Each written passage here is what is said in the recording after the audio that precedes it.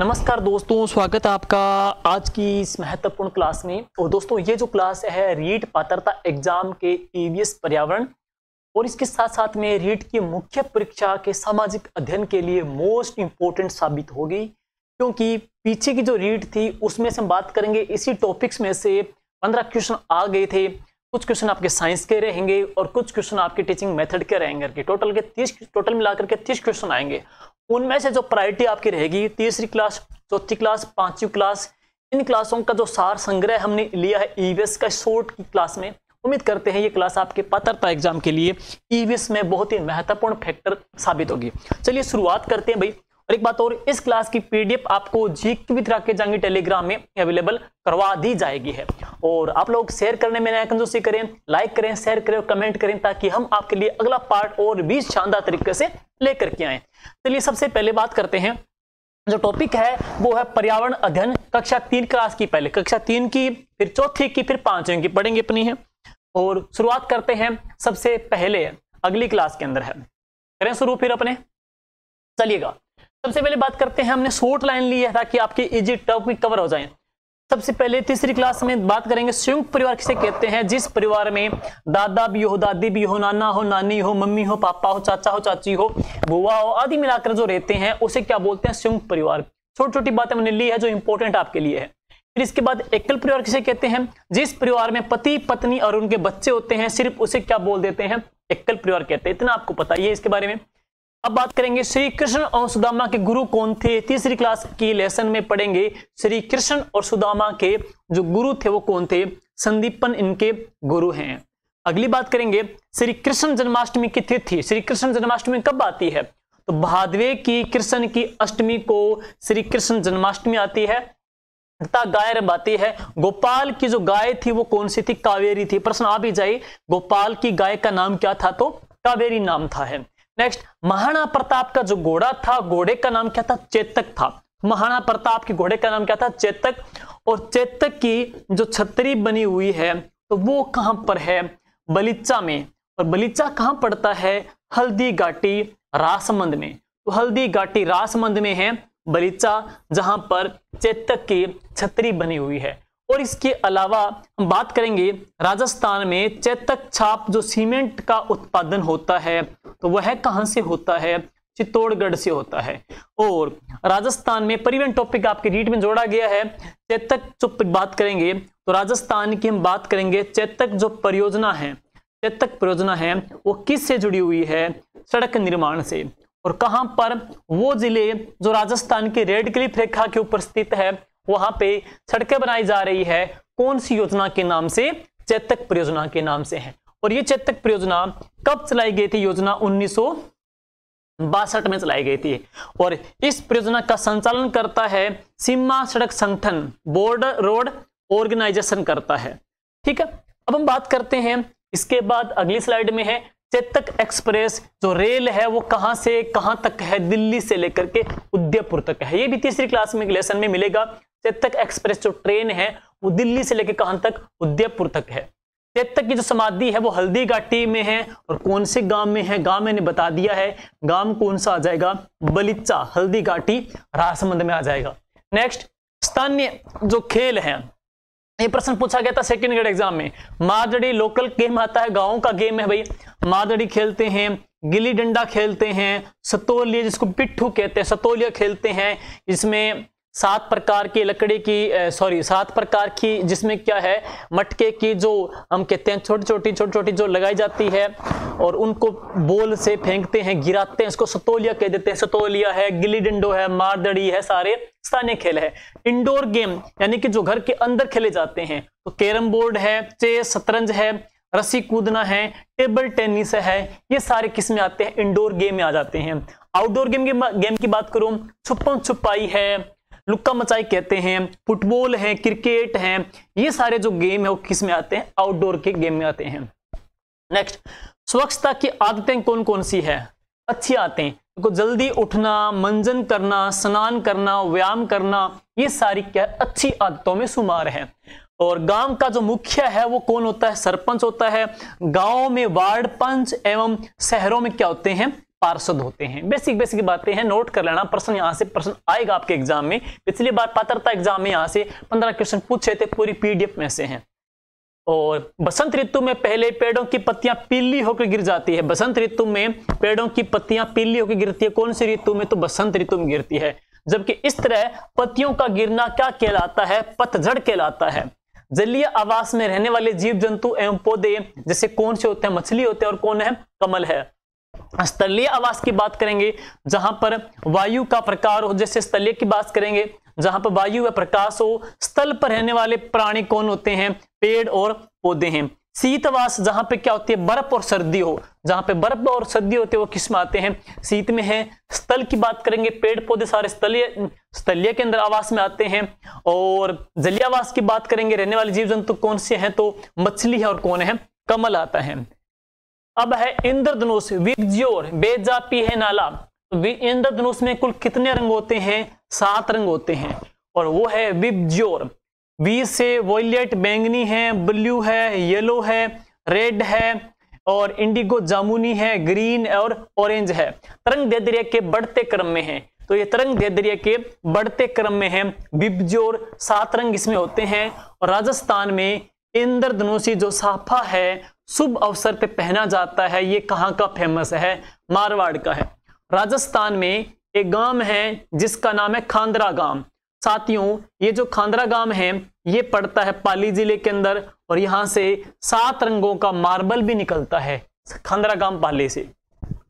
Next, राज्य का घरेलू राज्य पशु कौन सा है? तो ऊंट है। राज्य का घरेलू पशु कौन सा? ऊंट है।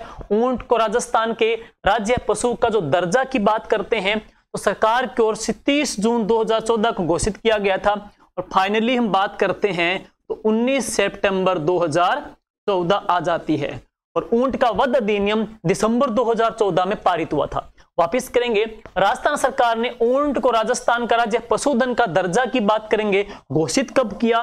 30 जून 2014 को है। अधिसूचना की बात करेंगे तो जारी हुई थी 19 सितंबर 2014 में। और ऊंट वध अधिनियम कब आया? दिसंबर 2014 में आया था। ऊंट का वैज्ञानिक नाम क्या है? कैमलस ड्रोमेडियस है, क्योंकि आपके रीट की पात्रता में भी है, रीट के मेन एग्जाम में भी क्या है? प्रतीक चिन्ह टॉपिक जोड़ा गया है। प्रतीक चिन्ह में ऊंट का वैज्ञानिक नाम पूछे, दर्जा कब मिला था, ज्यादा कहां पर है, कम कहां पे है। तो ऊंटों के अंदर देश भर में तकरीबन 84% बाहुल्य रखता राजस्थान, और ऊंटों में हम क्या है? पहले स्थान पे हैं। तो कैमलस ड्रोमेडियस इसका वैज्ञानिक नाम है, दर्जा बता दिया गया है।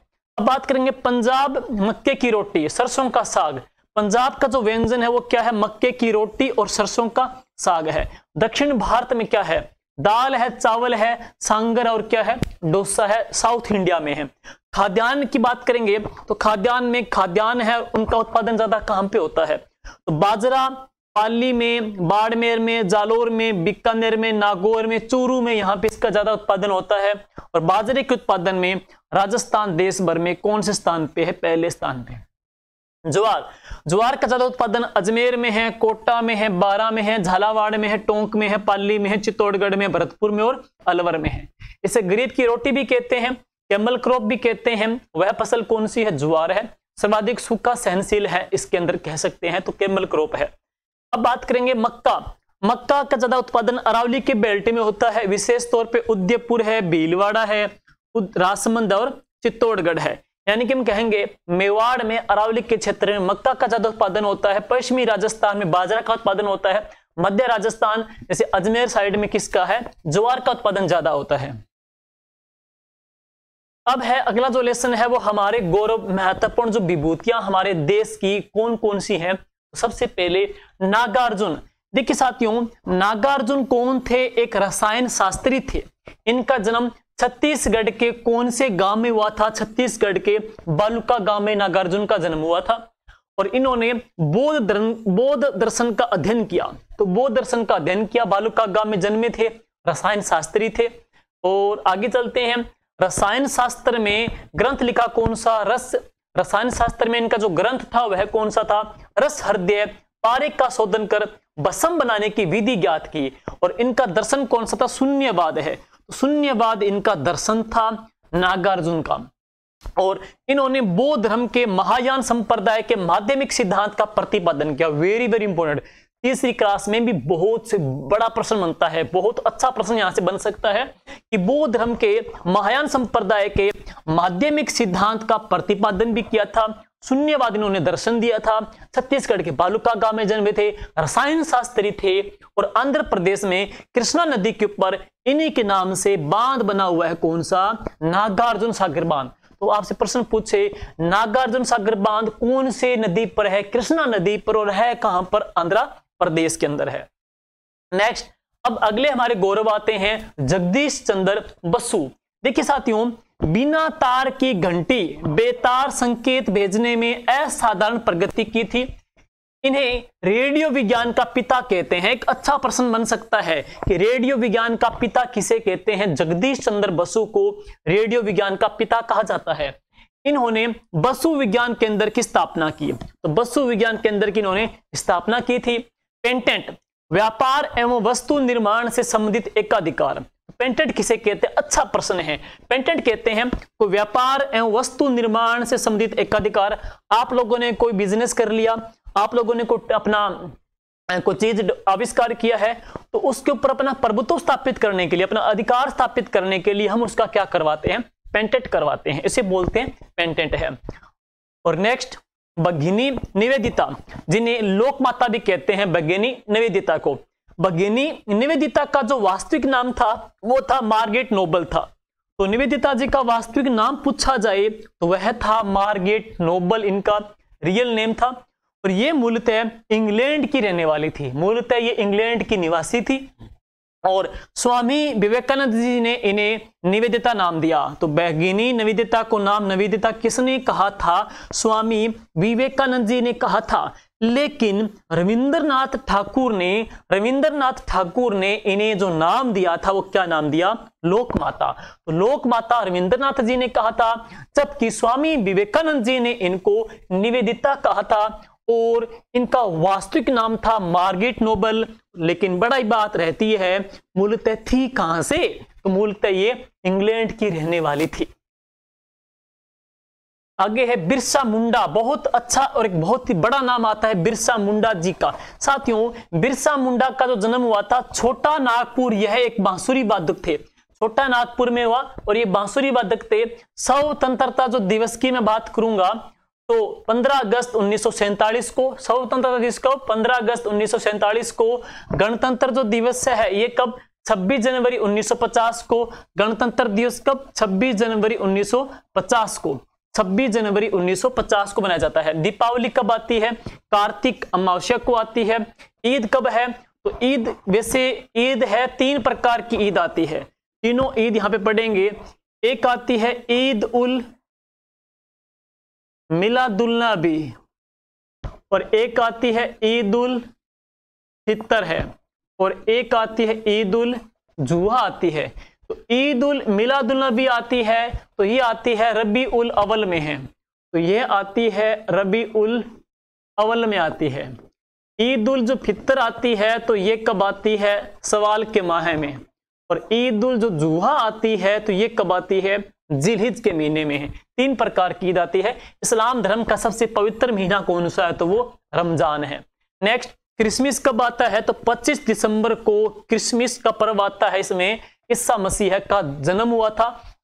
और महावीर जयंती कब आती है, चैत्र शुक्ल 13 को। तो चैत्र की शुक्ल 13 को महावीर जयंती आती है। और इस दिन राजस्थान में महावीर जयंती के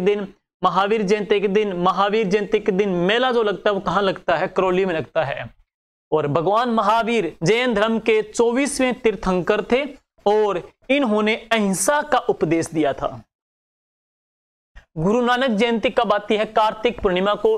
गुरु नानक देव जी का जन्म तलवंडी गांव पाकिस्तान में पड़ता है, वहां पे इनका जन्म हुआ था। कार्तिक पूर्णिमा को इनका जन्म हुआ। तो कार्तिक पूर्णिमा के दिन राजस्थान में सिख धर्म का सबसे बड़ा जो मेला लगता है, सिखों का सबसे जो बड़ा मेला भरता है कार्तिक पूर्णिमा के दिन, वो कहां पे भरता है, साहवा में लगता है। और साहवा कहां पर है, चूरू के अंदर है, यहाँ पे मेला भरता है। इसके अलावा राजस्थान में एक मेला और लगता है जहां पे बात करेंगे तो जिसे राजस्थान का हरमंदिर साहब कहते हैं। तो राजस्थान का हरमंदिर जो साहब कहते हैं वो गांव कौन सा है, डाबला गांव है। रायसेनगढ़, जिला श्री गंगानगर के अंदर है। यहाँ पे जो मेला लगता है और इस मेले का जो नाम है वो है बुड्ढा जोहड़ का मेला। बुड्ढा जोहड़ का मेला राजस्थान में हरमंदिर साहब गुरुद्वारा कहलाता है और ये जो मेला लगता है ये मेला भरता है सावन की अमावस्या को, सावन की अमावस्या को, जबकि सावा का जो मेला लगता है वो कार्तिक पूर्णिमा को आता है। पाबू जी जिनको ऊंटों के देवता कहते हैं, लक्ष्मण जी के अवतार के रहते हैं। पाबू जी के गीत है उनको पवाड़े कहते हैं, पाबू जी के गीतों को पवाड़े कहते हैं। पाबू जी के गीत गाते समय जो वाद्य यंत्र यूज होता है कौन सा, माठ का प्रयोग करते हैं। लेकिन पाबू जी के जब फड़ बांधते हैं तो वाद्य यंत्र यूज कौन सा होता है, रावण हत्ता है। ध्यान देना, पाबू जी के पवाड़े गाते समय, गीत गाते समय तो माठ का प्रयोग करेंगे, गीत गाते समय माठ का प्रयोग करेंगे, लेकिन पाबू जी की फड़ बांधते समय रावण हत्ता वाद्य यंत्र का प्रयोग होता है। अब 5 पीर कौन कौन से हैं, सिंपल सी ट्रिक है। गोपा मेहरा, गो से गोगा जी, पा से पाबू जी, पा से पाबू जी, मे से मेहा जी, है से हड़बू जी, रा से रामदेव जी। तो इनको बोलते हैं राजस्थान के 5 पीर। 5 पीरों में पीरों का जो पीर कहते हैं तो वह कौन से हैं, रामदेव जी है जिन्हें पीरों का पीर कहा जाता है। लेकिन जिन्हें जहर पीर कहते हैं तो वह कौन है, गोगा जी है। और 5 पीरों का आह्वान करते हैं तो सबसे पहले आह्वान किसका होता है, पाबू जी का है। सबसे पहले आह्वान कहते हैं किसका करते हैं, पाबू जी का किया जाता है। तेजा जी ने लांछा गुजरी की गायों की रक्षा करते समय प्राण त्यागे थे। और तेजा जी की बात करेंगे 2 गांव आते हैं। तेजा जी का जो जन्म हुआ था वो खड़नाल गांव नागौर में जन्मे थे, लेकिन तेजा जी को सर्प जो दंश हुआ था वह कौन से गांव में हुआ था, सेंदरिया गांव में हुआ था।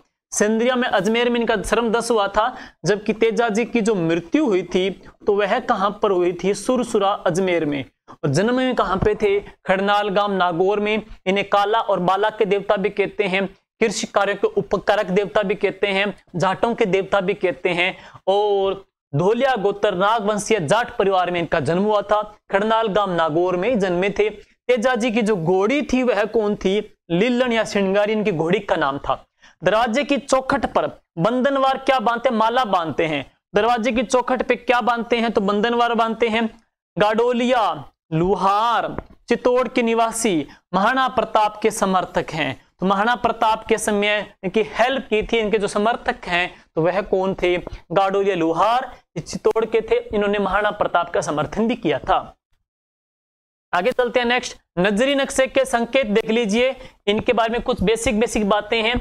सड़क पर हमेशा बाईं ओर चलना चाहिए, बेसिक बातें हैं। सड़क पर किस ओर चले, हमेशा बाईं ओर चलना चाहिए, इस ओर है। दूसरी बात, मिट्टी के बर्तन काली मिट्टी से बनते हैं। मिट्टी के बर्तन काली मिट्टी से बनते हैं और ज्यादा काली मिट्टी कहां पर राजस्थान में ज्यादा है तो कोटा जिले के अंदर ज्यादा है। बर्तन बनाने वाला पहिया क्या कहलाता है, चाक कहलाता है। राजस्थान में चाक चाणी जो नृत्य है वो कौन से जिले में किया जाता है तो बीकानेर में करते हैं। आगे देखो, इसका संकेत क्या है भाई, बस स्टैंड है, इसका मतलब पेड़ है, ये घर है, ये दुकान है, ये कोई पार्क उद्यान है, और इसका मतलब कोई डाकघर है। अस्पताल का नक्शा ये रहेगा। यहाँ पे क्या, सिगरेट पीना बेन है, धूम्रपान करना बेन है, धूम्रपान का निषेध संकेत करता है। ये निशान किसकी ओर मुड़ना कहता है, बाईं ओर मुड़ना है, तो ये क्या कहता है, दाईं ओर मुड़ना है। हॉर्न नहीं बजाना है, यहाँ पे हॉर्न बजाना बेन होता है। और इसका मतलब कोई खतरा हो सकता है, आगे खतरे का संकेत होगा। पैदल चलना, तो यहाँ पे ये जो लोगो है इसका मतलब है कि आगे आपको पैदल चलना है। यहाँ पे मतलब क्या रहेगा कि आगे रेल की पटरियां हैं और रेल का इंजन को संकेत करेगा। और ये जो लोगो है इसका मतलब यहाँ पे स्कूल के बच्चे जाते हैं या कोई राजकीय या कोई स्कूल है, स्कूल को ये इंगित करता है। तो ये कुछ लोगो या मार्का है जो कुछ चीज के बारे में हमको अवगत कराते हैं, ध्यान दीजिए इनके बारे में भी। नेक्स्ट है RTE 2009 समस्त शिक्षण क्रियाओं में विद्यार्थी केंद्र में होता है। RTE 2009 समस्त शिक्षण प्रक्रियाओं में विद्यार्थी केंद्र में होता है। Next SIERT state institute of education and research and training, SIERT। ध्यान देना, राजस्थान राज्य शैक्षिक अनुसंधान एवं प्रशिक्षण संस्थान कहां पर है, उदयपुर में है। SIRT की स्थापना कब हुई थी, 11 नवंबर 1978 को। तो इसकी स्थापना हुई थी 11 नवंबर 1978 को इसकी स्थापना की गई थी। शिक्षण प्रक्रियाओं में बाल केंद्रित शिक्षण, अधिगम प्रक्रिया तथा सतत एवं व्यापक मूल्यांकन पर बल दिया गया है। मूल्यांकन का अर्थ क्या होता है? निर्णय लेने से है, तो मूल्यांकन का मतलब है निर्णय लेना। नेक्स्ट, शिक्षण के दौरान बच्चों की शैक्षिक उपलब्धियों का आकलन निम्न प्रकार से करते हैं। अवलोकन के द्वारा हम देखते हैं, फिर क्लासिफिकेशन करते हैं, तो अवलोकन के द्वारा वर्गीकरण करते हैं, चर्चा करना, व्याख्या विश्लेषण किया जाता है, प्रयोग करना, प्रयोग में बच्चों से प्रश्न किए जाते हैं, और न्याय व समता के प्रति सरोकार। नेक्स्ट, एक दूसरे के कार्यों का सम्मान व गुणों की प्रशंसा करना। 5 ज्ञानेंद्रियां कौन कौन सी है? नाक है, कान है, आंख है, जीभ है, त्वचा, या हम कह सकते हैं स्पर्श। ये हमारी 5 ज्ञानेंद्रियां हैं, 5 ज्ञानेंद्रियां। नेक्स्ट, विशेष योग्यजन विकलांग, विशेष योग्यजन या हम कह सकते हैं CWSN किनको कहा जाता है? तो दिव्यांगों को बोल देते हैं विशेष योग्यजन व्यक्ति कहते हैं। नेक्स्ट, खो खो खेल में कुल कितने खिलाड़ी होते हैं भाई? टोटल खिलाड़ी 12 होते हैं, लेकिन खिलाते कितने खिलाड़ियों को है? 9 ही खिलाड़ी मैदान में खेलते हैं। टोटल खिलाड़ी की संख्या कितनी हुई? 12 है, खेलते कितने? 9 ही खिलाड़ी खेलते हैं। खो खो खेल मैदान के लंबाई व चौड़ाई का अनुपात कितना है? 29x16 है, तो 29 मीटर व 16 मीटर होता है। लंबाई कितनी? 29 मीटर की। चौड़ाई कितनी होती है? 16 मीटर इसकी चौड़ाई होती है। खो खो खिलाड़ी इसमें मैदान की खिलाड़ी कितने होते हैं? 12। खेलते कितने हैं? 9 ही खिलाड़ी खेलते हैं। नाटक अभिनय होता है जो एकल प्रदर्शनी के अंदर है। नाटक अभिनय होता है, ये सामूहिक प्रदर्शनी में भी किया जाता है, एकल में भी है और सामूहिक के अंदर भी है। नेक्स्ट, सूरजमुखी का जो फूल है वो कौन से रंग का होता है? पीले रंग का होता है, और इसका मुख सूरज की ओर होता है, सूरज की ओर मुख है। नेक्स्ट, हमारा राष्ट्रीय जो पुष्प है तो वह कौन सा है? कमल हमारा राष्ट्रीय फूल है। अब है राजस्थान का राज्य फूल कौन सा है? तो राजस्थान का राज्य पुष्प कौन सा है? रोहिड़ा है, और रोहिड़ा का वानस्पतिक नाम क्या है? टिक्कोमेला अंडुलेटा, टिक्कोमेला अंडुलेटा। और रोहिड़ा की बात करेंगे तो रोहिड़ा को राज्य पुष्प का दर्जा कब मिला? 1983 में मिला था, राज्य पुष्प का दर्जा है। इसके जो फूल है वो मार्च अप्रैल के महीने में खिलते हैं रोहिड़ा के, और मारवाड़ कैसे टीक भी कहते हैं, टीक भी कहते हैं। राजस्थान का राज्य वृक्ष कौन सा? खेजड़ी है। इसका वैज्ञानिक नाम है वानस्पति के नाम है प्रोसोपिस सिनेरेरिया, प्रोसोपिस सिनेरेरिया। और इसको भी राज्य वृक्ष का दर्जा कब मिला? 1983 के अंदर।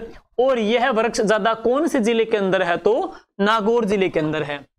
भारत का राष्ट्रीय वृक्ष कौन सा है? तो बरगद है। और वट वृक्ष या बड़ अमावस कब आती है? तो एक महीना आता है ज्येष्ठ का, ज्येष्ठ की अमावस को वट वृक्ष आता है, त्योहार आता है जिसमें क्या है? बड़ के पेड़ की पूजा की जाती है। नेक्स्ट, रेगिस्तानी पौधे जो जीरोफाइट या मरूदबिद में आते हैं, जैसे कि कैक्टस है, नागफनी है, थोर है, डंडा थोर है, बेर है, ये सारे किस में आते हैं? मरुस्थलीय वनस्पति में आते हैं, जैसे कि जीरोफाइट मरूदबिद वनस्पति में आते हैं। जबकि भूमि की हम बात करेंगे, पेड़ पौधे मुख्यतः भूमि की बात करेंगे तो पेड़ पौधों का मुख्य भाग कौन सा है? तना है। पेड़ पौधों का मुख्य भाग तना है। खाए जाने वाले जो तने आलू है वो अदरक है। खाए जाने वाले जो तने कौन कौन से हैं? तो आलू है, और कौन से? अदरक का। साइंस में प्रश्न बन जाता है, इनके बारे में भी है। खेत में खड़ा अड़ुआ बिज्जुका होता है। हम क्या करते हैं, कई बार देखते हैं कि खेतों में कोई पशु है आ जाता है, चर जाता है, फसलों को नुकसान पहुंचा देता है, तो पशुओं में भ्रम पैदा करने के लिए पुतला टाइप बना देते हैं, जैसे वो ऐसा लगता है कि कोई खेत का मालिक खड़ा है। इसको बिज्जुका भी कहते हैं, अड़ुआ भी कहते हैं, इसको अड़ुआ कहा जाता है। नेक्स्ट है, पानी क्या होता है? रंगहीन होता है। पानी का रंग जिसमें मिलाए वैसा रंग ढल जाता है, तो पानी क्या होता है? रंगीन होता है। वाष्पीकरण, पानी का वाष्प बनकर के उड़ जाना क्या कहलाता है? वाष्पीकरण कहलाता है। संघनन, वाष्प का जमकर पानी में बदलना क्या कहलाता है? संघनन कहलाता है। नेक्स्ट, बर्फ पानी में नहीं डूबती है। बर्फ पानी में डूब जाती है क्या? नहीं डूबती है। साइंस का प्रश्न आ जाएगा ये है। मानचित्र में नीला रंग है, कोई भी मैप है, मैप के अंदर जो नीला रंग होता है उसका मतलब क्या होता है? नीला रंग का मतलब क्या होता है? समुद्र होता है, या फिर क्या होती है? नदी होती है। समुद्र और नदी को किस रंग से मानचित्र में दिखाया जाता है? तो नीले रंग से दिखाते हैं। नमामि गंगे, बहुत ही बड़ा अभियान चलाया गया भारत सरकार के द्वारा, जिसमें क्या गंगा नदी को स्वच्छ किया गया। तो नमामि जो गंगे है, इस कार्यक्रम की शुरुआत गंगा नदी के संरक्षण के लिए की गई थी, और ये कब शुरू हुआ था? 13 मई 2015 को। और नमामि गंगे में शामिल राजस्थान की जो नदी है तो वह कौन सी है? चंबल नदी है। ये भी नमामि गंगे में शामिल हुई नदी है, इस मिशन में शामिल थी। आगे चलते हैं। पानी के शुद्धिकरण, पीने योग्य बनाने के लिए उसमें क्या डालते हैं? तो पानी को साफ करने के लिए, पीने योग्य बनाने के लिए पानी में क्लोरीन की गोलियां डाली जाती है। मेवाड़ में हरियाली माउस के दिन, देखो राजस्थान का फेमस त्योहार कौन सा? हरियाली माउस। लेकिन मेवाड़ में हरियाली माउस के दिन सभी लोग कौन सा व्यंजन खाते हैं? तो मालपुए खाते हैं। जबकि मारवाड़ में हरियाली माउस के दिन क्या खाया जाता है? खिचड़ा खाते हैं। तो मारवाड़ में हरियाली माउस के दिन खिचड़ा खाते हैं, मेवाड़ में मालपुए खाते हैं। तो भाई हरियाली माउस आती कब है? तो सावन का जो अमावस आती है, सावन की जो अमावस है उसे क्या बोलते हैं? हरियाली माउस कहते हैं। और इस दिन राजस्थान का एक मेला लगता है बहुत बड़ा, मांगलियावास का कल्प वृक्ष मेला। और ये कहां बढ़ता है? अजमेर में बढ़ता है। जयपुर में सावन मास की तीज को रबड़ी के घेवर बनाए खाए जाते हैं। तो रबड़ी के घेवर कहां पे? जयपुर में है। मालपुए कहां पे? मेवाड़ में है। खिचड़े कहां पे? मारवाड़ के अंदर है। आगे है राजस्थान के पक्षी कौन कौन से हैं, इनके बारे में जिक्र करेंगे। तो हुदहुद है। देखो साथियों, हुदहुद है, रंग इनका बादामी होता है, पूंछ व पंख पर धारियां होती है, इनके धारियां होती है, पूंछ पंख के ऊपर है, और सिर के ऊपर इनकी क्या होती है? कलंगी होती है। तो ये पक्षी कौन सा होता है? हुदहुद है। राजस्थान के कुछ पक्षी के हम जिक्र कर रहे हैं। बया, सुंदर चिड़िया होती है बया, खेतों पर निवास करती है और तुबिनुमा इनका घोंसला भी होता है। गोडावण, बहुत ही खास राजस्थान का राज्य पक्षी, राजस्थान का राज्य पक्षी। भारत का कौन सा मोर है? राजस्थान का राज्य पक्षी है वह कौन सा? गोडावण है। गोडावण की बात करेंगे तो क्राइटोपिस नाइग्रोसेट्स है। क्राइटोपिस नाइग्रोसेट्स इसका वैज्ञानिक नाम है। शुतुरमुर्ग जैसा पक्षी होता है, थार में निवास करता है, शर्मिला स्वभाव होता है, तो इसको शर्मिला पक्षी भी कहते हैं, इसको सोन चिड़ी भी कहते हैं। और राजस्थान की बात करेंगे, राजस्थान में यह जो पक्षी है कहां कहां पाया जाता है? तो राष्ट्रीय मरु उद्यान जैसलमेर में है, सांकलिया गांव अजमेर में, एक गांव है कौन सा? सांकलिया गांव अजमेर में। और कहां पर? सोरसन 12 में है। तो यहां पर यह पक्षी पाया जाता है। और गोडावण का जो प्रजनन होता है वो होता है अक्टूबर और नवंबर के महीने में है। और गोडावण का जो प्रजनन कौन से जंतुआलय में होता है? तो जंतुआलय कौन सा है? जोधपुर जंतुआलय। तो गोडावण का प्रजनन होता है जोधपुर जंतुआलय में, और तीनों गांव में पाया जाता है। राजस्थान का राज्य पक्षी है। तो इसकी बहुत अच्छी विशेषता देख लेना, इसके बारे में मोस्ट इंपोर्टेंट है। जैसलमेर जिले का ये शुभंकर भी है। आगे चलते हैं। सन 1981 में राजस्थान का राज्य पक्षी घोषित किया। गोडावण को राजस्थान का राज्य पक्षी घोषित कब किया गया? 1981 में घोषित किया गया था। 6 से लेकर 12 माह की आयु में दांत निकलते। दांत कब निकलते हैं? 6 से लेकर के 12 महीने के एज में है। 3 वर्ष की आयु तक 10 ऊपर व 10 नीचे वाले जबड़े में दांत उगते हैं, जिन्हें क्या बोलते हैं? दूध के दांत कहते हैं। दूध के दांत कहा जाता है। मनुष्य में कुल कितने दांत होते हैं? 32 दांत होते हैं। और 10 से 12 वर्ष की उम्र में स्थायी दांत आते हैं। तो प्रश्न आ जाए, स्थायी दांत कब आते हैं? 10 से लेकर के 12 साल की उम्र में स्थायी दांत आ जाते हैं। और आगे देखेंगे दांतों के प्रकार। देखिए दांतों के प्रकार कौन कौन से हैं, ये भी इंपॉर्टेंट है। अगर चरणक दंत किसे कहते हैं? इनकी कुल संख्या 8 होती है। आधे ऊपर वाले जबड़े में, आधे नीचे वाले जबड़े में होते हैं। आधे ऊपर वाले जबड़े में, आधे नीचे वाले जबड़े में होते हैं। कुल कितने? 8 होते हैं। कर्तनक, इनकी कुल संख्या कितनी होती है? 8 होती है। और रदनक, इनकी कुल संख्या कितनी होती है? 4 होती है। जबकि चैवरणक है, इनकी कुल संख्या कितनी होती है? 12 होती है। तो संख्या देख लीजिए, एज ए साइंस के तौर पे इनका प्रश्न पूछा जा सकता है।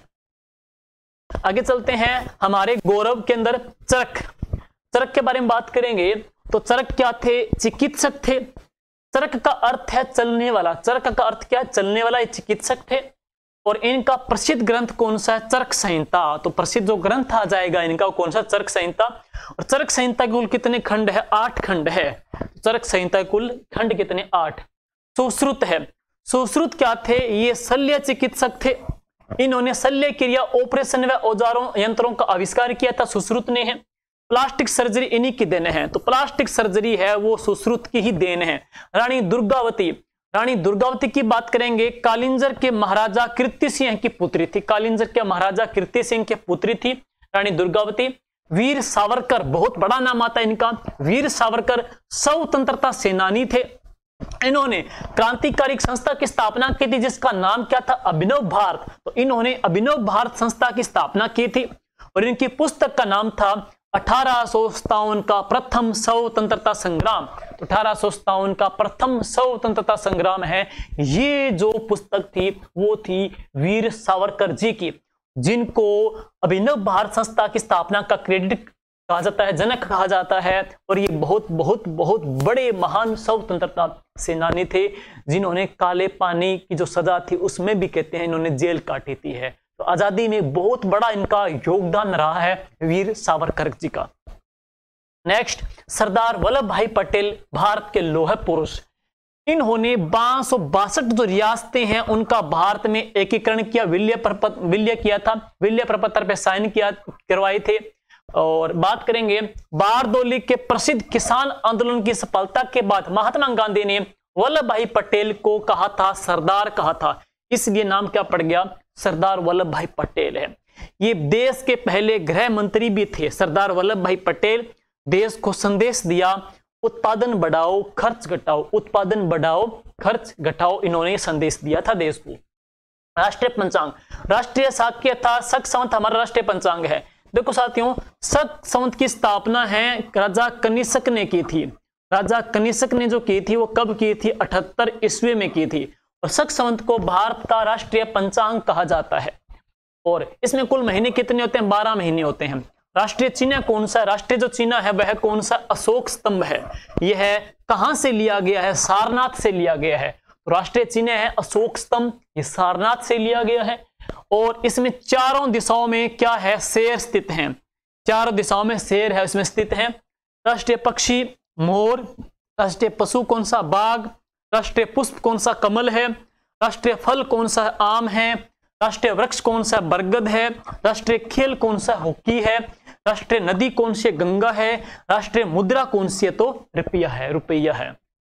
और राजस्थान के मेले, एक मेला आता है बणेश्वर धाम का मेला, राजस्थान का बणेश्वर धाम का मेला, जहां पे संत मावजी ने खंडित शिवलिंग की स्थापना की थी। आसपुर तहसील, नवाटापुरा गांव, डूंगरपुर में, सोमाही जाखम के त्रिवेणी संगम पे लगता है, कहां पे, दक्षिणी राजस्थान डूंगरपुर में। फूल डोल का मेला ये लगता है चैत्र के कृष्ण के एकम से लेकर के पंचमी तक, जिसे रंग पंचमी की भी कहते हैं, इसको फूल डोल का मेला कहते हैं। राम सनई संप्रदाय की पीठ कहां पर है, शाहपुरा में है। ये कौन से जिले में आता है, तो भीलवाड़ा के अंदर है। रामदेवरा का मेला कहां पे, रुणेचा जैसलमेर में भरता है। नाग पंचमी का मेला कहां लगता है, महामंदिर मंडोर जोधपुर में भरता है। और सावन तीज का जो मेला है वो कहां का फेमस है, जयपुर का मेला है। मेला दशहरा मेला कहां का फेमस है, कोटा का है, कोटा का दशहरा मेला फेमस है। और दशहरे के जो दिन हैं कौन से पक्षी के दर्शन शुभ माने जाते हैं, लीलटांस के हैं। और कौन से पेड़ की पूजा की जाती है, तो खेजड़ी की वृक्ष की पूजा भी करते हैं। नेक्स्ट, पांडुपोल, जहां पे हनुमान जी सोए मुद्रा में है, लेटी हुई मुद्रा में है, तो कहां पर है, अलवर जिले के अंदर है। राजा भरतरी का मेला, कनपटे नाथों का मेला कहां लगता है, सरिस का अलवर में भरता है। अजमेर का जो उर्स है यह कौन से महीने में, रजब की 1 से लेकर के 6 तक बढ़ता है। और इस उर्स का जो आगाज है कौन सा परिवार करता है, गौरी परिवार करता है। इस गौरी परिवार का संबंध कहां से है, भीलवाड़ा से है। और 2025 में इनका कौन सा उर्स भरा जा रहा है, तो 813वां उर्स है इनका भरा जा रहा है। नेक्स्ट, उदयपुर की हरियाली अमावस, उदयपुर की कौन सी अमावस फेमस है, तो उदयपुर की हरियाली अमावस्या फेमस है। पुष्कर व नागौर का कौन सा मेला फेमस है, पशु मेला प्रसिद्ध है। पुष्कर नागौर का पशु मेला फेमस है। नेक्स्ट है लक्खी मेला। लक्खी मेला की बात करेंगे तो भादवे की शुक्ल की अष्टमी, भादवे की शुक्ल की अष्टमी के दिन राजा भरतरी की तपोभूमि अलवर में बढ़ता है लक्खी मेला। रामदेवरा का मेला पोखरण जैसलमेर में साल में 2 बार लगता है, माघ व भादवे में लगता है। रामसा पीर, रामसा पीर को सांप्रदायिक सद्भावना के देवता कहते हैं, उसका प्रतीक ये मेला है। ख्वाजा का जो उर्स है, ख्वाजा मोइनुद्दीन की चिश्ती की दरगाह कहाँ पे, अजमेर में है। दरगाह का जो निर्माण करवाया था वो इल्तुतमिश ने निर्माण करवाया था है। और बात करेंगे रजब माह की 1 से लेकर 6 तक बढ़ता है। 2025 में कौन सा उर्स लग रहा है, तो 813वां उर्स इनका संपन्न हो रहा है। स्वच्छ भारत मिशन कब चलाया गया था? स्वच्छ भारत मिशन की शुरुआत हुई थी 2 अक्टूबर 2014 को, जबकि स्वच्छ भारत मिशन जो 2 है इसकी शुरुआत हुई थी 1 अक्टूबर 2021 को। दोनों डेट देख लीजिएगा, 2014-2021 के अंदर है। आगे नजरी नक्शे के संकेत उत्तर, दक्षिण, पूर्व, पश्चिम। अब ये उत्तर पूर्व दिशा है, ये दक्षिण पूर्व दिशा है, ये दक्षिण पश्चिम दिशा है, और ये उत्तर पश्चिम दिशा आती है। आकाश पताल की कुल टोटल कितनी दिशाएं हैं? 10 दिशाएं हैं। अब बात करेंगे, ये निशान देख लीजिएगा, ये हेडपंप को शो करेगा, ये पेड़ को शो करेगा, ये दीवार है, यहाँ पे दरवाजा है, ये मेन गेट है, सीढ़ियां हैं, मेन सड़क है, स्कूल है, पहाड़ है, अस्पताल है, नदी है, आगे ब्रिज है, कच्ची सड़क है, रेल की पटरी है, घर हैं, खेत हैं, बस स्टैंड है और रेलवे स्टेशन है। तो ये नजरी नक्शे के संकेत एक बार जरूर देख लीजिए, पेपर में संकेत के बारे में पूछा जाएगा कि उपयुक्त जो संकेत है वो किसको शो करता है, स्कूल है, रेल की पटरियां हैं, इनको। तो ये प्रश्न एग्जाम में बन सकते हैं भाई। आगे बात करेंगे, तो सूती कपड़ा किससे बनता है? कपास से बनता है। और कपास की मैं बात करूंगा तो राजस्थान में सर्वाधिक जो कपास का उत्पादन है वो कहां पे होता है? श्री गंगानगर और हनुमानगढ़ में है। राजस्थान की पहली सूती वस्त्र की मिल द कृष्णा मिल के नाम से कहां पे बनी थी? ब्यावर, अजमेर में स्थापित हुई थी। नेक्स्ट, रेशम का जो कीट है, रेशम का जो कीट है वो सहतूत नामक पौधे पे पालते हैं और इसको क्या बोलते हैं? सेरीकल्चर कहते हैं। तो इस खेती को क्या कहेंगे? सेरीकल्चर कहेंगे। रेशम कीट पालन को है। हाथ से कताई और बुनाई से बने कपड़े क्या कहलाते हैं? खादी कहलाते हैं। रंग पक्का करने के लिए नमक और क्या डाली जाती है? फिटकरी डालते हैं, रंग को पक्का करने के लिए डाली जाती है। नेक्स्ट है जयपुर। जयपुर की स्थापना महाराजा जय सिंह जी सेकंड ने 18 नवंबर 1727 को की। तो जयपुर की स्थापना कब हुई? 18 नवंबर 1727 को की थी। गुलाबी नगर जयपुर का जो शिल्पी था वो कौन थे? विद्याधर भट्टाचार्य जी इसके शिल्पी थे। यहां पर हवा महल, सिटी प्लेस, लक्ष्मी नारायण मंदिर, मोती डूंगरी, गोविंद देव जी का मंदिर, जंतर मंतर, जयगढ़ का किला और आमेर का किला और नाहरगढ़ यहां पे स्थित हैं दर्शनीय स्थलों में। नेक्स्ट, जैसलमेर। जैसलमेर में कौन सा है? सोनार का किला है, जिसे स्वर्ण नगरी कहते हैं, स्वर्ण नगरी कहते हैं, स्वर्णगिरी भी कहते हैं। फरवरी महीने में यहाँ पे मरु महोत्सव लगता है और यहाँ पे ऊंट की सवारी फेमस है जैसलमेर की, सम की। जोधपुर, जोधपुर को सूर्य नगरी कहते हैं, जोधपुर को ब्लू सिटी कहते हैं, जोधपुर को ब्लू सिटी कहते हैं, जोधपुर को सूर्य नगरी कहते हैं। जोधपुर का जो मेहरानगढ़ जो दुर्ग है वो कौन सी पहाड़ी के ऊपर बना हुआ है? चिड़ियाटूंग पहाड़ी पे बना है। उदयपुर, उदयपुर को क्या बोलते हैं? झीलों की नगरी कहते हैं। उदयपुर को झीलों की नगरी कहते हैं। यहाँ पे झील कौन सी है? फतेह सागर झील है, पिछोला झील है, स्वरूप सागर झील है, जयसमंद झील है। ये झीलें उदयपुर के अंदर है। इंग्लैंड की मुद्रा कौन सी है? पौंड है। इंग्लैंड की मुद्रा कौन सी है? पौंड है।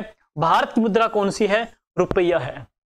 एनसीएफ, नेशनल कुरिकुलम ऐप की बात करेंगे। एनसीएफ 2005 की बात करेंगे। 2005 की भावना के अनुरूप बच्चों का शिक्षण के दौरान ही सतत, रचनात्मक एवं योगात्मक आकलन करते हैं। National curriculum of fundamental NCF 2005 की भावना के अनुरूप बच्चों का शिक्षण के दौरान सतत, रचनात्मक एवं योगात्मक आकलन करते हैं। बच्चों के लक्षण अपने माता पिता, दादा दादी, नाना नानी के लक्षणों से मिलते हैं, परिवार से मिलते हैं। इन लक्षणों को आनुवांशिक वंशानुगत लक्षण भी कहते हैं। यह वंशानुगत पीढ़ी दर पीढ़ी आगे बढ़ते रहते लक्षणों का गमन कहलाता है। ग्रेगर जॉन मेंडल ने कौन से पौधे पर? मटर के पौधे पर बहुत से बार एक्सपेरिमेंट करके वंशानुगत के नियम बनाए थे। किसने बनाए थे? जॉन ग्रेगर मेंडल ने। जॉन ग्रेगर मेंडल को आनुवांशिकी का जनक कहते हैं। तो आनुवांशिकी का जनक किसे कहेंगे? जॉन ग्रेगर मेंडल को कहा जाता है आनुवांशिकी का फादर कहते हैं। आगे डॉक्टर हरगोविंद खुराना ने डीएनए रसायन में, हरगोविंद खुराना ने डीएनए रसायन में अपने उम्दा काम से जीव रसायन के क्षेत्र में क्रांति ला दी थी। 1968 में प्रोटीन संश्लेषण में न्यूक्लियोटाइड की भूमिका प्रदर्शन करने के लिए उन्हें चिकित्सा का नोबेल पुरस्कार दिया। तो चिकित्सा का नोबेल जो पुरस्कार मिला है वो किसको मिला है? डॉक्टर हरगोविंद खुराना साहब को दिया गया 1968 में। पीर फखरुद्दीन के दरगाह है, जो हम कह सकते हैं राजस्थान में दाऊदी बोहरा संप्रदाय की जो पीठ है वो कहां पर है? गलियाकोट डूंगरपुर में है। तो गलियाकोट डूंगरपुर जिले के अंदर है। और यहां पे बात करेंगे माही नदी के ऊपर ही, गलियाकोट माही नदी के ऊपर ही एक बांध बनाया गया। कौन सा? कडाना बांध बनाया गया है। वो कहां पे? गुजरात में है। और जिन उभरे वर्षों को छू कर पहचानते हैं, जिन उभरे अक्षरों को छू कर पहचानते हैं उन्हें क्या बोलते हैं? ब्रेल लिपि कहते हैं। टच करते हैं, पढ़ते हैं, उन्हें क्या बोलते हैं? ब्रेल लिपि कहते हैं। नेक्स्ट, ब्रेल जो लिपि है इसको अंध लिपि कहते हैं, दृष्टिबाधितों की लिपि कहते हैं। संरचनाकार, इसकी रचना किसने की थी? लुइस ब्रेल ने की थी। और ये कहां से थे? फ्रांस के थे। लुइस ब्रेल ने की थी। इस लिपि का निर्माण कितने बिंदुओं से होता है? 6 बिंदुओं से होता है। ब्रेल लिपि लिखने की नुकीली कलम को स्टाइलस कहते हैं। तो ब्रेल लिपि लिखते हैं, लिखने की जो नुकीली कलम होती है उसको क्या बोलते हैं? स्टाइलिस कहा जाता है। सांकेतिक भाषा, गूंगे बहरों की भाषा है, उसे क्या बोलते हैं? सांकेतिक भाषा, HI कहा जाता है। और सेरेब्रल पॉल्सी, यह एक मानसिक बीमारी है। इस बीमारी के कारण मरीज के मस्तिष्क का उसके अंगों पर नियंत्रण नहीं रहता है। जो मस्तिष्क का जो हम कह सकते हैं शरीर के जो अंग है उनके ऊपर नियंत्रण नहीं रहता है। एक मानसिक बीमारी है, वह कौन सी है? सेरेब्रल पॉल्सी है। और आगे चलेंगे, सूर्य नमस्कार करने में कितने चरण आते हैं? 12 चरण आते हैं। और राजस्थान सरकार के द्वारा सूर्य नमस्कार के अंदर सूर्य नमस्कार करने में एक वर्ल्ड रिकॉर्ड दर्ज किया गया, आपको पता हो 2024 में।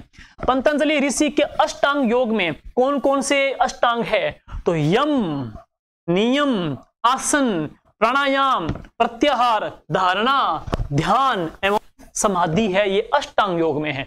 तो कौन से अष्टांग योग में है या नहीं, ध्यान देना, ये अष्टांग योग में आएंगे। और ये किसके हैं? पतंजलि ऋषि के हैं। अंतरराष्ट्रीय योग दिवस 21 जून को भारत सरकार के प्रयासों से 21 जून 2015 को विश्व के लाखों लोगों ने योग आसन करके योग दिवस बनाया था। 21 जून 2015 को योग दिवस बनाया गया पहला। तैराकी में कुछ खिलाड़ियों के नाम पढ़ेंगे। तैराकी की हम बात करेंगे। तैराकी में किसका नाम है? भक्ति शर्मा का नाम है। तीरंदाजी में नाम लिम्बाराम खिलाड़ी आते हैं फेमस। मुक्केबाजी में MC मैरी कॉम। क्रिकेट में सचिन तेंदुलकर का नाम आता है। बच्छ बारस, भादवे की कृष्ण की बारस को बछड़ों की पूजा करते हैं, वह त्योहार कौन सा है? बच्छ बारस। एक में आता है गोपाष्टमी। तो गोपाष्टमी का जो त्योहार है वह कब आता है? तो गोपाष्टमी का जो त्योहार है यह कार्तिक की शुक्ल की अष्टमी को बनाया जाता है। नेक्स्ट, मात्र बीजों का हवा, पानी, पक्षियों, जानवरों के माध्यम से फैलना प्रकीर्णन कहलाता है। तो प्रकीर्णन वर्ड आ गया, संघनन वर्ड आ गया। ये कुछ शब्द आपके साइंस में प्रश्न बन सकता है। जैसे मात्र जो बीजों का हवा, पानी, पक्षियों, जानवरों के माध्यम से विस्तारित हो जाते हैं, फैल जाते हैं, उनको क्या बोल देते हैं? प्रकीर्णन कहा जाता है। आगे, पौधा, क्षेत्र का नाम जहां से आया है। कौन से पौधे कहां से आए हैं? ये प्रश्न, एक प्रश्न आपका आएगा, डेफिनेटली यहां से प्रश्न आने लायक है। तो हम बात करेंगे चाय की बात करेंगे। कहां से? चाइना से है, एशिया से आया है। भिंडी कहां से आई? अफ्रीका से आई है। मटर मूलतः कहां से? यूरोप का है। गेहूं और गाजर घास कहां का? अमेरिका का है। यूकलिप्टिस कहां का है? ऑस्ट्रेलिया का है। कॉफी मूलतः कहां की है? अफ्रीका की है। गोभी कहां की है? यूरोप की है। लेटन कहां से? दक्षिण अमेरिका से है। पर्यावरण का दुश्मन कहा जाता है, बात करते हैं इनके बारे में। तो ये मूलतः हम बात करेंगे, जैसे गेहूं है, गाजर घास नाम आ जाएगा, कॉफी आ जाए, गोभी आ जाए, या लेटन की बात करेंगे तो ये मूलतः कहां से है? दक्षिणी अमेरिका से है। यूकलिप्टिस है वो कहां का? मूलतः ऑस्ट्रेलिया का है। जैसे कि बात करेंगे बाजरा मूलतः कहां का है? तो अफ्रीका का मूलतः पौधा है। तो ये मूलतः कौन सी कंट्री से आए हैं उनके बारे में प्रश्न आपका बन सकता है। ईवीएस में एक प्रश्न इनके बारे में। उद्यान या अभ्यारण्य, रणथंबोर उद्यान, रणथंबोर व बाघ संरक्षण राष्ट्रीय उद्यान कहां पे? सवाई माधोपुर के अंदर है। और केवलादेव राष्ट्रीय उद्यान कहां पर है? इसको घना पक्षी विहार भी कहते हैं। इसको क्या बोलते हैं? घना पक्षी विहार भी कहते हैं। कहां पे? भरतपुर के अंदर है। राष्ट्रीय जो मरु उद्यान है तो कहां पे? जैसलमेर बाड़मेर जिले के अंदर है। राष्ट्रीय उद्यान सरिस्का, ये कहां पे? अलवर में है। खाद्य श्रृंखला किसे कहते हैं? पौधे, कि पौधे को कौन खाएगा? खरगोश। खरगोश को कौन खाएगी? लोमड़ी। और लोमड़ी कौन खाएगा? शेर खाएगा। तो ये सारी चीजें किस में आती है? खाद्य श्रृंखला में आती है। नेक्स्ट है चमगादड़ एवं उल्लू को रात में दिखाई देता है। रात में दिखाई देता है किनको? चमगादड़ और उल्लू को। और रानी चींटी किसे कहते? रानी चींटी की बात करेंगे, अंडे देना है। श्रमिक चींटी का काम क्या है? अंडों की देखभाल करना है। सैनिक चींटी की बात करेंगे, अंडों में घर की सुरक्षा करना है। चींटियों का काम है रानी चींटी, श्रमिक चींटी, सैनिक चींटी। बावड़ी, कुछ बावड़ियां हैं वो कहां से संबंधित हैं? जैसे परचा बावड़ी का संबंध कहां से है? ये रामदेवरा की है। ये तो खिन्नी बावड़ी कहां से है? जालोर से हैं। चांद बावड़ी बहुत ही फेमस बावड़ी है, कहां पे है? आबानेरी दौसा के अंदर है। मेड़तनी की बावड़ी है, मेड़तनी की बावड़ी है, ये कहां पर है? झुंझुनू के अंदर है। बांसवाड़ा में माही नदी के ऊपर बांध कौन सा बनाया गया है? माही बजाज सागर बांध बनाया गया है। राजस्थान का सबसे लंबा बांध है, 3109 मीटर लंबा है, सबसे लंबा बांध है माही बजाज सागर बांध। कोटा में चंबल नदी के ऊपर डैम की बात करेंगे तो कौन सा है? कोटा बैराज बांध है।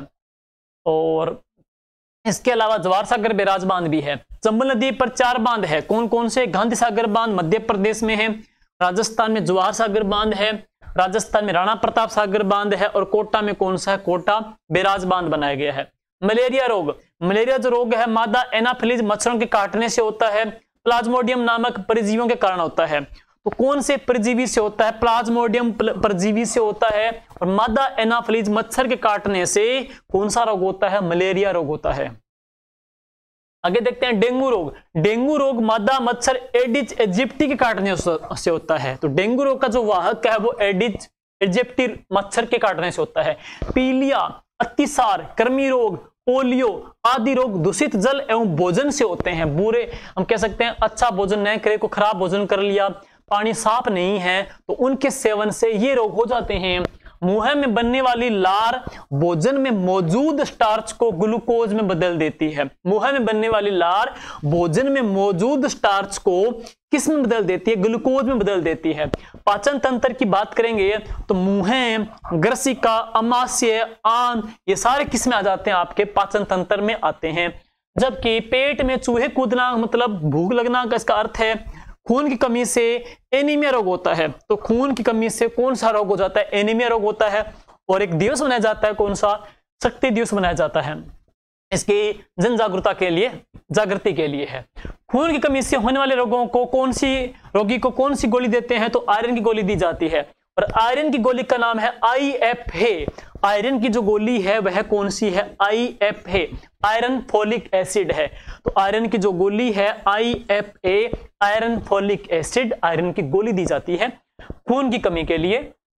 हमारे गौरव की अगली कड़ी में है डॉक्टर विक्रम साराभाई।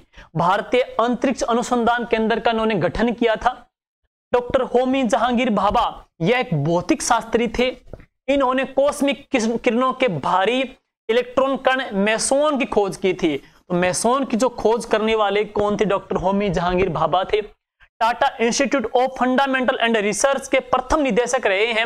इन्होंने अप्सरा, साइरस, जेरिना नामक 3 परमाणु रिएक्टरों की स्थापना की थी। 3 परमाणु रिएक्टरों की स्थापना करने का जो क्रेडिट जाता है वो किसको जाता है? डॉक्टर होमी जहांगीर भाभा को जाता है।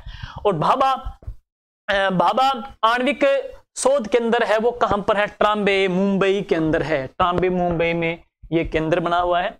जीजाबाई, शिवाजी की जो माताजी थी, माताजी का नाम क्या था? जीजाबाई था।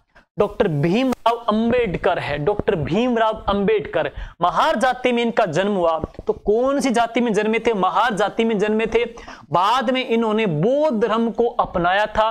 बाबा साहब ने भारत के विधि कानून निर्माता थे, भारत के पहले कानून मंत्री थे और संविधान सभा की प्रारूप समिति के ये अध्यक्ष थे। तो ये अति महत्वपूर्ण प्रश्न है। संविधान सभा की प्रारूप समिति के अध्यक्ष थे। और पंडित मदन मोहन मालवीय, इनका कवि जो नाम था वो क्या था? मकरंद इनका कवि नेम था। इन्होंने बनारस हिंदू विश्वविद्यालय की स्थापना की थी, BHU की स्थापना की थी। और इन्हें राष्ट्र का शिक्षक भी कहा जाता है। तो राष्ट्र का शिक्षक कहकर के भी इनको पुकारते हैं, पंडित मदन मोहन मालवीय जी को। भारत का सबसे बड़ा राज्य राजस्थान है। राजस्थान का क्षेत्रफल 3,42,239 वर्ग किलोमीटर है। राजस्थान भारत के कुल क्षेत्रफल का कितना है, तो 10.41% भाग पर फैला हुआ है। सन 2011 के अनुसार राजस्थान की जनसंख्या 6,86,00,000 है।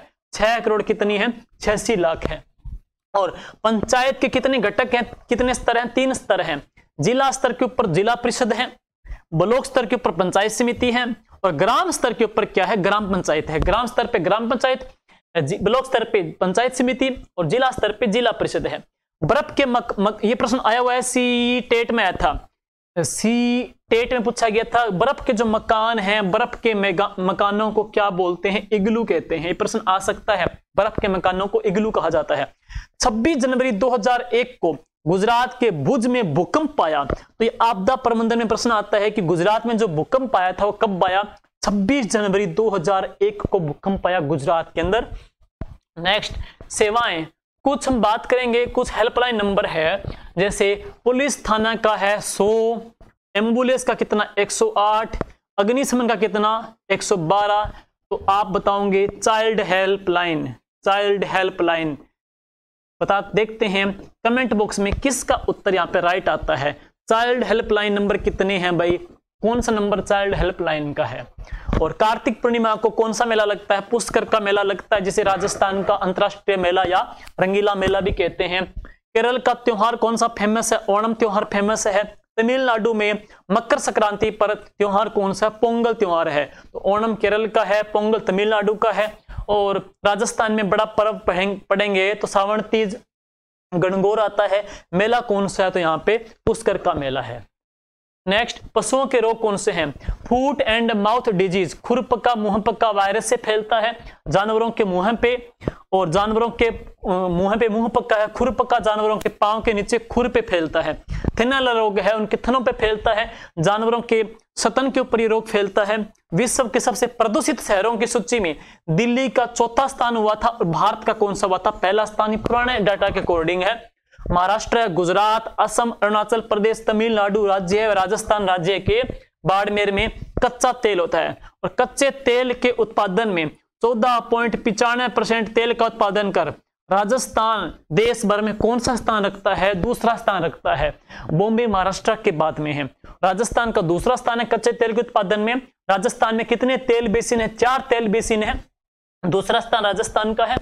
और नेक्स्ट, चित्तौड़गढ़ का जो किला है, जिसे राजस्थान का गौरव कहते हैं चित्तौड़गढ़ को, और राजा रतन सिंह की राजा रतन सिंह की पत्नी पद्मिनी ने यहाँ पे जोहर किया था। और विजय स्तंभ कहाँ पे, चित्तौड़गढ़ में है, 122 फीट ऊंचा है, 9 मंजिला इमारत है, राजस्थान की पहली इमारत है जिसके ऊपर 1 रुपए का डाक टिकट जारी किया गया। नेक्स्ट, महाराणा कुंभा ने महमूद खिलजी के नेतृत्व वाली मालवा गुजरात की सेनाओं के ऊपर विजय पाया था, और उसको जीत करके उसकी खुशी में विजय स्तंभ का निर्माण करवाया। 1440 में शुरू हुआ था और 1448 में कंप्लीट हुआ था। जेता, नापा, पुंजा, कोमा इसके शिल्पी थे। समर्पित किसको, भगवान विष्णु को समर्पित है। 122 फीट ऊंचा है, 9 मंजिला इमारत है, ये इमारत है विजय स्तंभ। और कीर्ति स्तंभ, यहाँ पे कीर्ति स्तंभ की बात करेंगे, 22 मीटर ऊंचा व 7 मंजिला इमारत है। ये जैन तीर्थंकर ऋषभ देव जी को समर्पित है। नेक्स्ट, लोहागढ़ का किला कहां पे, भरतपुर में है, जिसको अंग्रेज भी जीत नहीं पाए थे, गोले बरसाए थे, मिट्टी में धस करके रह गए थे, इसे अजय दुर्ग कहते हैं। जयगढ़ का जो किला है ये जयपुर के अंदर है। कुंभलगढ़ का जो किला है, मेवाड़ की छाती पे तलवार कहते हैं। कुंभलगढ़ राजस्थान का ऊंचा दुर्ग, इतना ऊंचा है कि अबुल फजल ने कहा कि नीचे से ऊपर की ओर देखने पे सिर की पगड़ी गिर जाती है। और कुंभा ने 15वीं शताब्दी में इसका निर्माण करवाया था। किले की दीवार फेमस है, 36 किलोमीटर लंबा प्रकोष्ठा, जिसपे 4 या 5 घुड़सवार एक साथ चल सकते हैं। इसे मेवाड़ की आंख कहते हैं। और इसी के दुर्ग के भीतर एक दुर्ग और है, कौन सा, कटारगढ़, जिसे मेवाड़ की आंख कहते हैं। और यहीं पे वीर शिरोमणि महाराणा प्रताप का जन्म हुआ था। कब, 9 मई 1540 को महाराणा प्रताप जन्मे थे। सोनारगढ़ का किला जैसलमेर में, रणथंभौर का किला सवाई माधोपुर में है। राजस्थान की बात करेंगे तो गिरी दुर्ग त्रिनेत्र गणेश मंदिर है, ये थोड़ा टाइपिंग मिस्टेक है। हाँ, राजस्थान की बात करेंगे तो यहाँ पे रणथंभौर दुर्ग में क्या है, त्रिनेत्र गणेश मंदिर भी है। रणथंभौर दुर्ग में त्रिनेत्र गणेश मंदिर भी है। माउंट एवरेस्ट है। तो माउंट एवरेस्ट की बात करेंगे, विश्व की सबसे ऊंची पर्वत चोटी है। इसकी ऊंचाई कितनी है? 8,848 मीटर इसकी ऊंचाई है। यह नेपाल तिब्बत की सीमा के ऊपर है।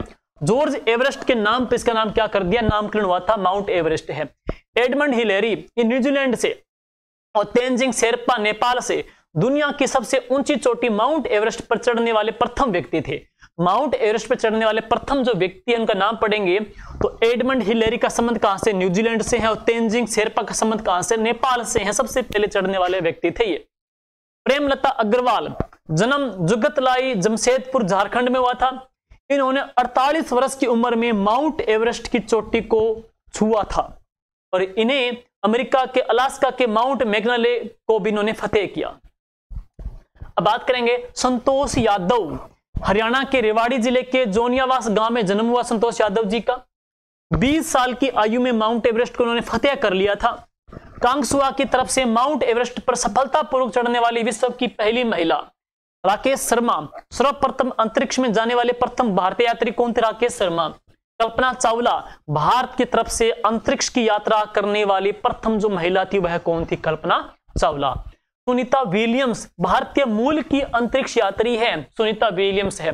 चंद्रमा सूर्य के प्रकाश से चमकता है। ध्रुव तारा हमेशा उत्तर दिशा में उदय होता है, ध्रुव तारा हमेशा उत्तर दिशा में उदय होता है। 7 तारों का जो समूह है उसे क्या बोलते हैं? सप्तऋषि तारामंडल भी कहा जाता है। तो ये थे महत्वपूर्ण तीसरी से लेकर 5वीं क्लास तक सारे जो प्रश्न बनने लायक हैं जीके के, ईवीएस के, साइंस के। और आपका जो ईवीएस के 30 क्वेश्चन आने हैं, में भी 15 से 17 क्वेश्चन आपके इस पार्ट से आ सकते हैं। अच्छे से देख लीजिए। इस क्लास की पीडीएफ आपको जीके विद राकेश जहांगीर जो टेलीग्राम है, इस वीडियो में आपको डिस्क्रिप्शन मिल जाएगा, वहां पे हम डाल देंगे। Thank you, wish you all the best, thank you.